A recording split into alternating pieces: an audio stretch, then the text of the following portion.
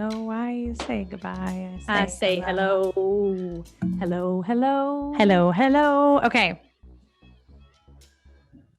Are we good? We're good? Dodge with a test. Dodge God, with a can test. we dodge, please? Dodge. Dodge. Don't say Aaron. Oh, is that what? Oh, so good to know. So weird to hear. Oh, really? Aaron. Okay. Oh, well, yeah. I mean, I guess I should first say that, hi, welcome to It Sports Sis. I'm Sarah. People call me Sarah. And that's Christine. People call me Christine. Yes. And then you are? I'm Dodge. I'm Aaron Dodge. People call me Dodge. I can do the Steve Urkel joke and go, my mom writes Aaron on my boxers, but everybody calls me Dodge. Nice. Very nice. We've got Aaron Dodge here with us, who goes by Dodge. So from here on out, I will call you Dodge. I'm sorry. I probably Wait, are we live? you. Do we just start? Yeah, but I mean, it's recording. It's fine. It's fine. We have an editor. She knows us. It's fine. I know. What will we do without our editor? I'm still looking at my phone. I thought we were just establishing my last name situation. And all of a sudden they're like, yeah, we're going. We're going. Okay, great. Can I start over again without the Steve Urkel joke? No, I like the Steve Urkel joke. Great. Yeah, we like the Steve Urkel joke. The more organic, the better. So I do think that we should get into you guys. And so Sarah and Dodge just did a TikTok dance. And so I would love to hear all about how that just went, you guys. Well, do you want to start? No, you can start. Okay. So number one, it started with her trying to get an entire group of gentlemen to move to the other side of the court so that they weren't in the background of our dance. Okay. No, they had not made their mind up yet. They had not made their mind up yet about where they were going to be playing because they were playing basketball. We were doing our TikTok on a basketball court, right? Correct. And the side that we were on and the side that they were just like lollygagging on was the side with the sun. Correct. And the other side of the court was like, the sun through the trees. You look like you've got, dots all over your face, whatever. So not the best sunlight. Lighting on the algorithm does not like that side of the court. That's right. It does not. That's right. Instagram would have liked this side of the court better. So I was like, hey, what are you guys doing? You going to run the full court? They're like, no, we're going to run half court. I'm like, cool. Can you run that half of the court? And they were like, no. Ask me how surprised I am that she asked that. How surprised you that she asked that? Zero. I expect that from Sarah. Sarah, good for you. Yeah. So then we were like, okay, we'll just move to the middle part of the court, right? Because they've got 4 goals, 4 hoops, and you're either going to run the full court long ways, half court on half court, or like full court, but like the short ways. So like long ways of the court to long ways of the court, right? Mm-hmm, mm-hmm. So you get it. She gets it. Sarah likes to talk with her hands a lot. I do. I know. Hands talker. Like it. Yeah. So we get set up. We get all set up. We start TikToking. We're doing the dance, whatever. In the middle of the court. In the middle of the court. There's people around us everywhere. There's people playing basketball all the way around us, right? Oh my God. I cannot wait. Then it gets better. Yeah. Then what happens? Then some guy walks up to Dodge and is like, hey, we're about to run the like short court goal to goal. So can y'all move? So if we would have just gone back to the original place that we were originally in. Correct. We would have been fine. But we were basically just getting voluntold all over the basketball court. I saw in y'all's boomerang, it was pretty busy. Very busy. And I thought getting there at like 4:00 was going to mean that we were going to beat the 5:00 crowd. Wrong-o. Very wrong. Yes. Well, I cannot wait to see this. I'm actually I had FOMO the entire time that you guys were doing it because I obviously really wanted to be there to do it in person, but I am excited to see the final result. Dodge was like, it's great. You did great. We'll, clip it, whatever. Let's just say we both excelled in the 22 seconds of the video. We both excelled in different areas, and hopefully I can use my editing mastery and cut it up and it'll look good.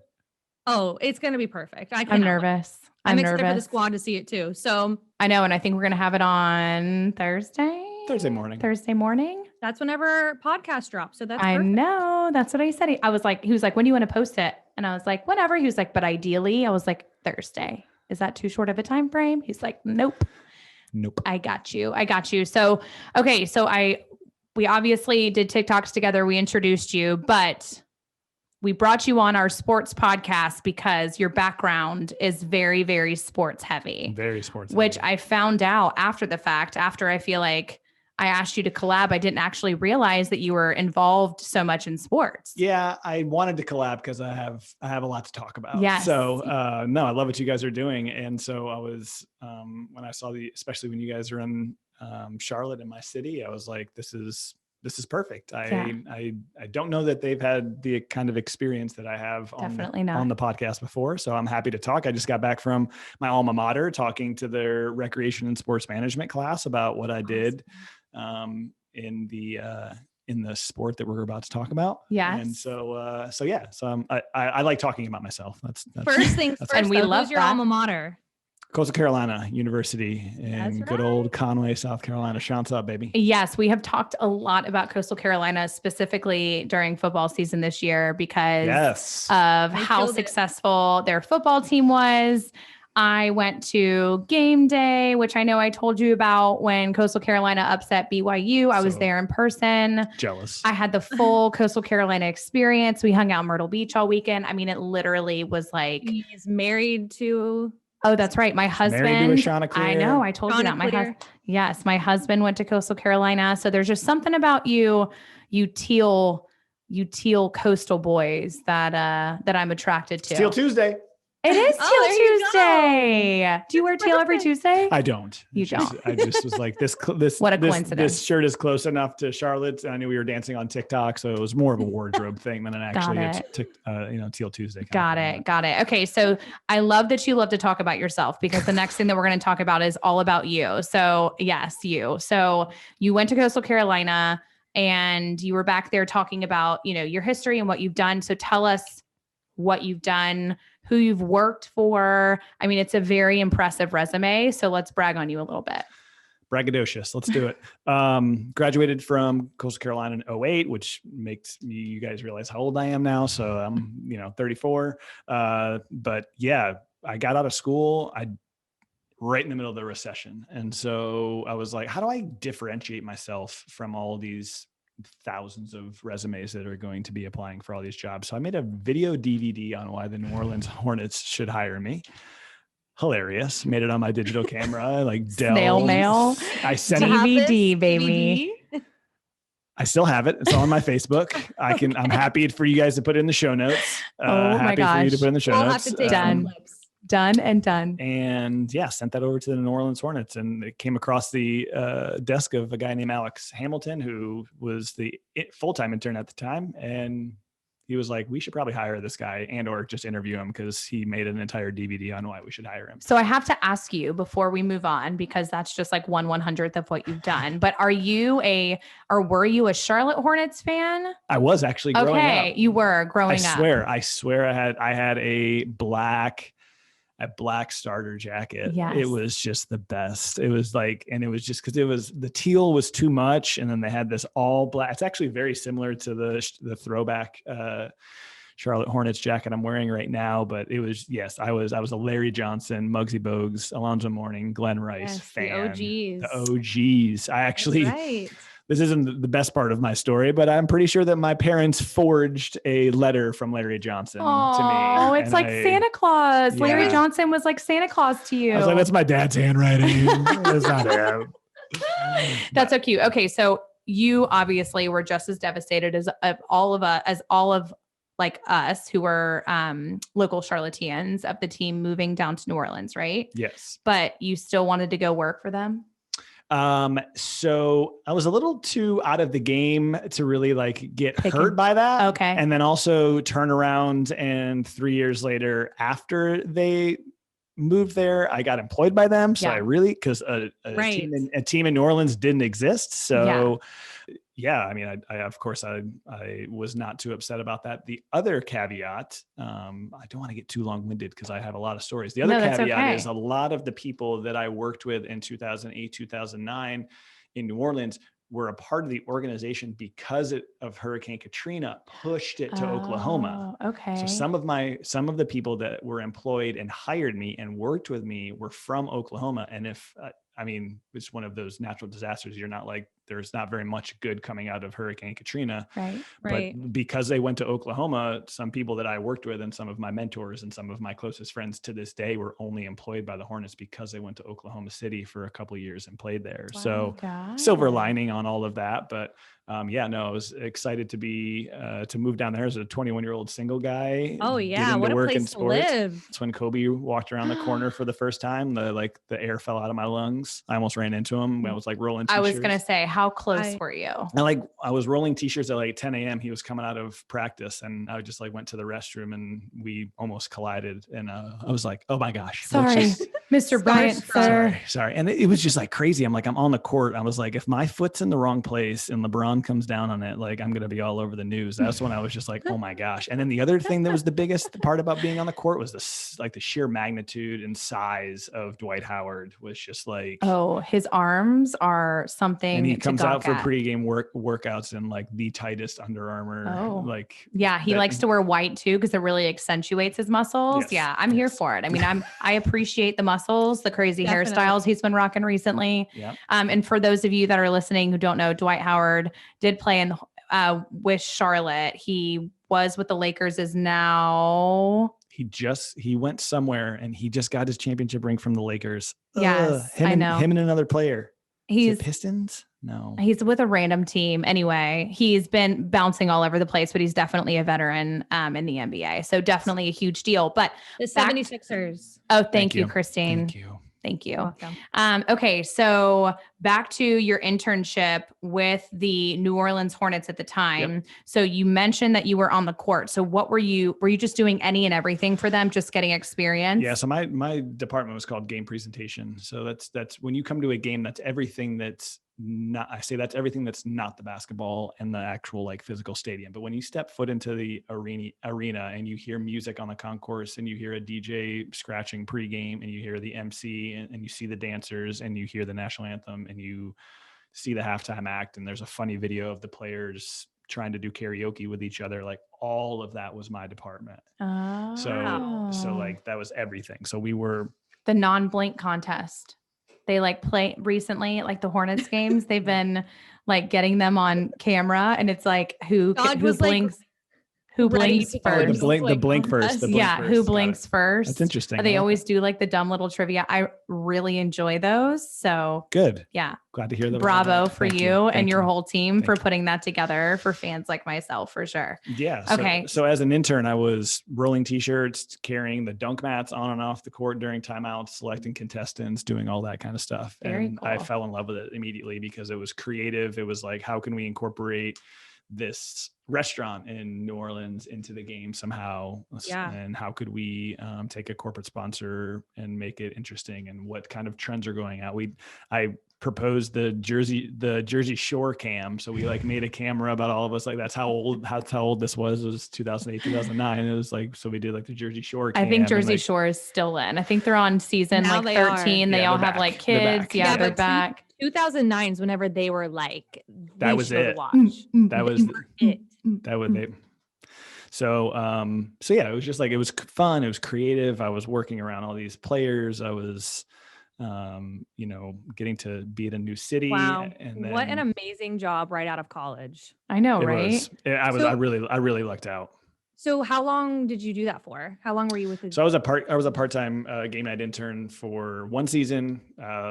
Was lucky enough to be selected to be the full-time intern the next year. And then when that ran out, because my duties were basically the same, when that ran out, I got a full-time position managing the interns and doing a game presentation as a coordinator up in Minnesota with the Timberwolves and the WNBA team, the Minnesota Lynx, world champion multiple times, Minnesota Lynx.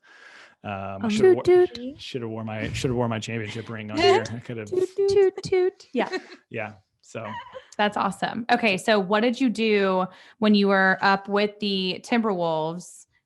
Did you work like simultaneously for both the WNBA and the NBA teams at the same time, or they happen almost in opposite times of the year? So there was about a 3 to 4 week overlap if one of them went to the playoffs and the other one had a preseason. It was pretty crazy. We went like preseason Timberwolves, WNBA finals, game 1, preseason Timberwolves the next day, game 2 of the WNBA finals. So I was working for 2 teams 4 times in 1 week. But it was a blast. The WNBA is a lot of fun. It's the summertime, so it's laid back. So we do fun promotions. We do, it's summertime, so you can it's different also at the same time, because you would never relate basketball to summer with the Timberwolves. It's like, it's cold out. Everybody's wearing their big starter jackets, right? Yeah. That's usually what the you hardest equate thing to basketball to. Find somebody to do an encore promotion that wasn't wearing sandals in July in Minnesota. Like, who's not wearing sandals? It's only nice for 2 months a year. So. Right.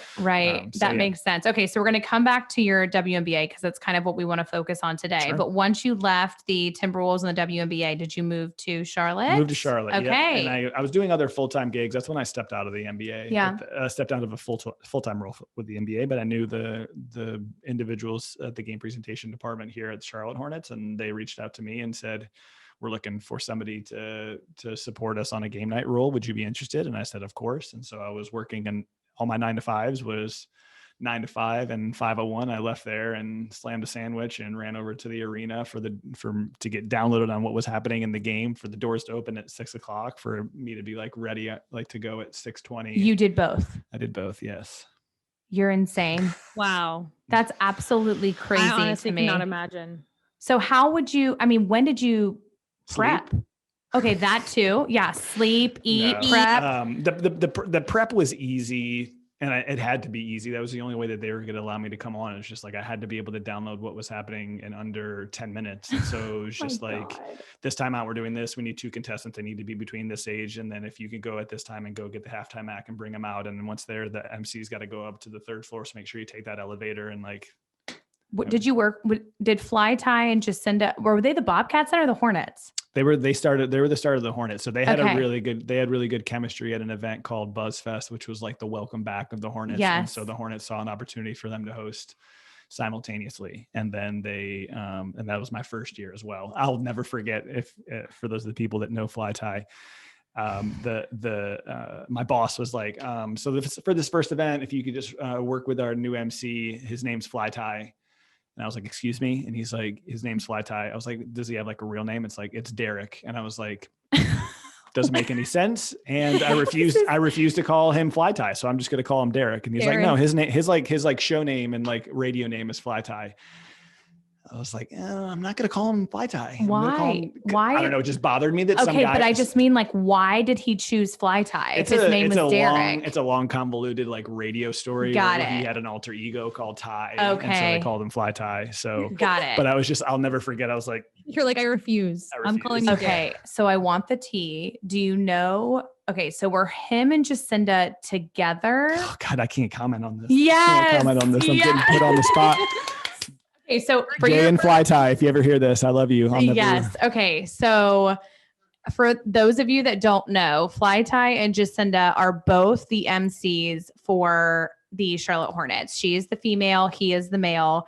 And Travis and I have had season tickets for the Hornets since their inaugural season back, right? Okay. And I just all of a sudden realized that the two of them were together, and she showed up with this gigantic rock on her finger one day. And I was like, what?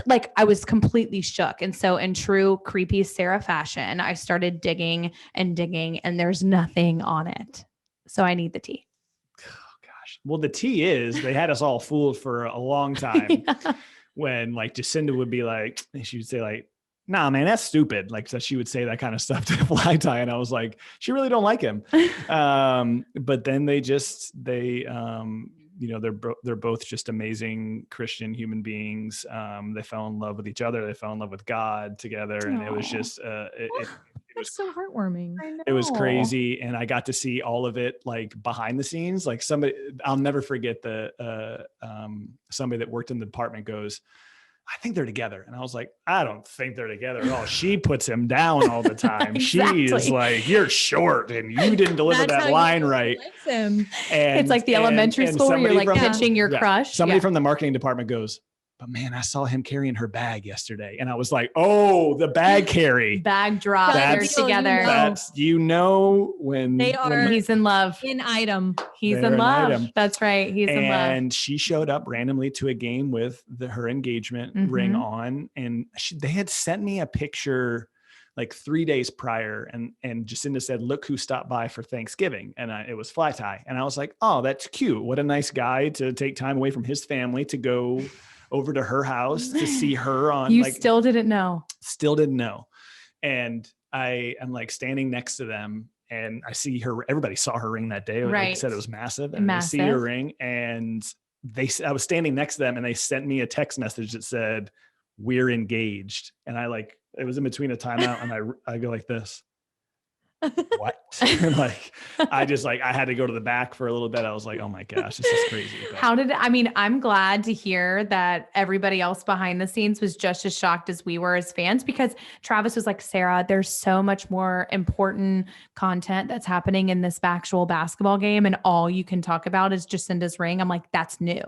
And her and Fly Tie are definitely, it's new and it came out of nowhere. And I sense this new chemistry with her and Fly Tie. And then again, I started being a psycho and digging into both of their social media. I wonder how many other females, or I don't want to say females, but I wonder how many other fans were doing the same digging. And I was there is some weird spark between the two of them, but I'm like, maybe I'm just willing it to happen because that would be a really cool, cute story. Seems like so long ago. That was 3 years ago. No. I was going to ask when this was. Oh no, they got married April of 2016. So it's already been 5 years of marriage. marriage. Gosh. Did you know that they're married, Sarah? Yes, I knew that they were married. Oh, okay. I went to the wedding. I ran into her once when I was coming out of CrossFit, Christine. She was in the Huga. It's like the co-working space. Huga. I used to work there. I got to correct you. Huga. Yep. Huga. Not Higgy. Not Hygie. Huga. And I was coming out of the CrossFit gym, which was right next to Huga. Yeah. And I was walking to my car and Jacinda was walking to her car. And I walked up to her and I said, "Go Hornets." So awkward. That's terrible. That's bad, Sarah. I'm literally, that is your go-to. Whenever she ran into Del Curry, you know what she did? Go Hokies. Oh my gosh. You went back even farther. And that was at Home Depot. She ran into I went to Virginia Tech. Okay. That's better. I went to Virginia Tech. And so I felt like I, for some reason was like, oh yeah, maybe he was going to be like, oh, go Hokies. And I was going to be like, oh, I went there. We were going to have a long conversation, but instead it just came out as a real awkward go Hokies. And he was loading the flowers into the back of his car, clearly all dressed in Under Armour, which I was connecting the dots, right? Steps all the way sponsored by Under Armour. And I'm like, he's trying to hide, but if people that know, he's not really trying to hide. So maybe it's not that big of a deal. So go Hokies. Yeah. Very embarrassing. That's but anyway, your go-to. I love it. Jacinda was so nice though. Cause I was like, go Hornets. She's like, yeah, go Hornets. She's like, so good to see you. Like, are you a big fan? I was like, oh yeah, we're at every game. Like, see you all the time. And she's like, that's great. I was like, yeah. And your next extending question was supposed to be, so tell me about your story with Fly Tie. How did it go down? When did you start liking him? I should have. But then I'm just like, I shouldn't pry. That's weird. Anyway, okay, so now that we've spilled the tea with tea is out. The Charlotte Hornets. Not that I spilled any new tea that you couldn't have found on a very simple article that has probably been written by them 5 times. I would like to know the behind the scenes though. When did they first decide that they liked each other? Oh my gosh, how much I don't know that answer. You know what I mean? They obviously got introduced at the Hornets. They did. And so it's and what did the front office say? Were they okay with it? No comment. Yeah. Of course they're okay with it. They're still there. They're happily married. They're taking over Charlotte together. Some companies and I don't really know how the NBA teams work, right? But some companies are not okay with you fraternizing. Well, to be completely honest with you, they are both independent contractors of the Charlotte Hornets. So maybe that's a little different. And Got it.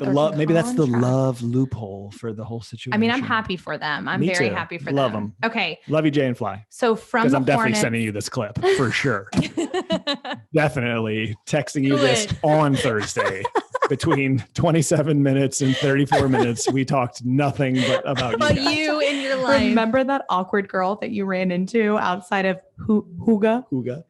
So from the Hornets, you then went to be the MC for the Checkers. Correct. And what did I tell you when you first told me that? Because I did not realize that you were that, you knew Fly Tie and Jacinda that well. What was my response when you told me that? I think you said, does that make you the fly tie of the Checkers? Yeah. And I said, yes, a taller, younger, not as handsome version of Nice, fly tie. Sarah. I know. Nice. Yeah. I was just like, does that mean that what fly tie does for the Hornets, you do for the Checkers? That And he is was like, correct. yes. And That is correct. those of you that are listening, the Checkers is the minor league hockey team that's in Charlotte. We grew up with the Checkers. And so we loved going to Checkers game, and they won I keep wanting to say the Cauldron Cup, like a witch cauldron. What is it called? Calder. The Calder Cup, which is the Stanley Cup for the Cauldron? That's your blood, not mine. Cauldron, Sarah. Nice. I know, but I feel like that's the word that I need to like remember the Calder Cup. Okay. Yeah. So anyways, and That's like my PSLs. I keep wanting to call them Panther Stadium license, but that's not what they're called. yeah, Private seat license. permanent seat Oh, license. I can never get it right. What did you say? Private. Private seat license. I It's can never permanent. get it right. It's like I've been told that 1,000 times, but in my head, I want to call them Panther Stadium license. So Yeah. that's just what I call them. Well, I I mean, thought it was like Panther seating level, to be honest with you. And I worked in sports for 11 years. So I did it on the last podcast. I said Panther Stadium license, Panther Stadium license. well, tell them why we were talking about it. Because I got season tickets for Charlotte FC, and I don't even live in Charlotte, so I don't know if that's a good idea or a really bad idea. So fast forward from the Checkers, you are now doing full-time content creation and TikTok. which what- you're very good at. Thank you. You are so good at it. Very Thank you good very at much. it. That's so sweet of you guys. Yes, yes. And makes me a little. Whenever I need some motivation for TikTok, I'm like, what can I do? I go to Aaron Dodge's page. Dodge. I thought you were going to say Oh, wait, Aaron. I mean, it's again. Aaron_Dodge. Small Well, plug. that's his handle, Aaron Dodge. Aaron Yes. _Dodge. Yes. Major Yes. plug. You deserve Yes. multiple plugs on this Appreciate whole it. podcast. Appreciate Yes, it. because we really appreciate you. So after the Checkers, you're now doing full-time content creation, which you're very, very good at. But let's rewind and go back to the WNBA for a second. Let's do it. Because as a women's podcast, yes, we are talking to women about mainstream sports in a way that everybody can understand, hopefully. Sure. But I do think we do not the best job of highlighting women's sports, mainly because we get our content from ESPN, and ESPN does not do a good job of highlighting women's sports. Sure don't. So we've been, a few of our followers have definitely asked us to highlight women's sports, and we've been trying to do the NCAA women's and men's and keeping everybody kind of in the loop of what's happening. Sure. But I want to discuss like WNBA and your experience, because when you were up in Minnesota Mhm. and you were working for the Timberwolves and the women's team, which is the Links. Lynx, like your experience with the players, like what was the overall experience moving from the NBA season to the WNBA season? It was amazing. Yeah. They're all amazing. Women are amazing in general, but I agree. they're just it was just a different vibe. It felt more relaxed. They were way more interactive with the staff. Mhm. I spent like 2 weeks on the practice squad. So I scrimmaged against them a couple times. So That was fun. awesome. I then realized that if I elbow one of them accidentally in practice, and then like I go to the showers, I shower, and an hour later I have to film a video with them, that's going to be a little awkward. So I stepped away from the practice team after that. Because I was too nervous for that, but they were so sweet. Like I said, they just interacted with us more. Yeah. It was more of a positive energy. Mhm. They didn't cuss me out Mhm. like a couple NBA players did. So that was nice, but they really had the same or even more love for the game than the men did. And, they're out there grinding. Their moms, their aunts, their mothers, their moms and mothers, same thing. Yes. But they were so great, and they did it with so much grace. And they also, because of the lack of pay, they go overseas and they play a second season, Yeah.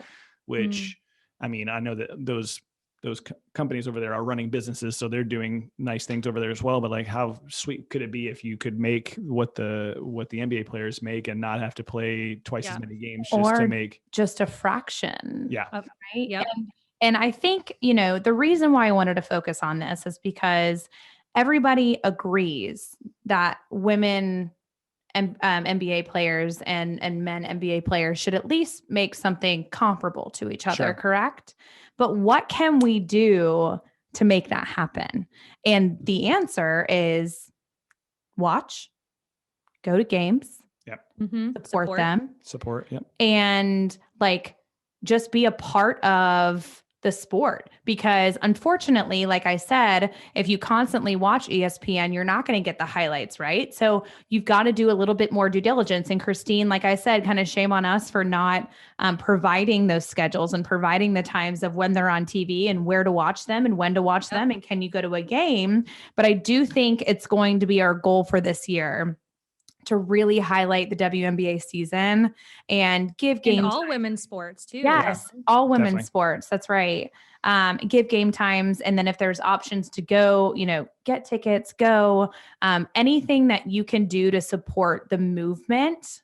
Yes. I definitely think It's definitely will just continue to elevate women's sports as a whole. I think that NCAA tournament too, with the weight room and everything, is just that's the huge beginning of this movement in women's sports. So, and it shouldn't have been, it always takes one big thing. Everybody always says that for a movement to start. And it's like, I think that girl, it was the Oregon player, right? Her name was Sabrina. So I think it's Sedona, isn't it? Sedona, something like that. But she's hysterical. I follow her on Instagram, and for those of you that didn't see it, Christine, explain the weight room situation. It was literally just a rack of dumbbells and some yoga mats. And they said that that was their weight room. And she was like, it's, they came out and said it was because of the space. Well, she panned her video behind her and she was like, it's not about the space, because there's all this space, that they could turn into our weight room.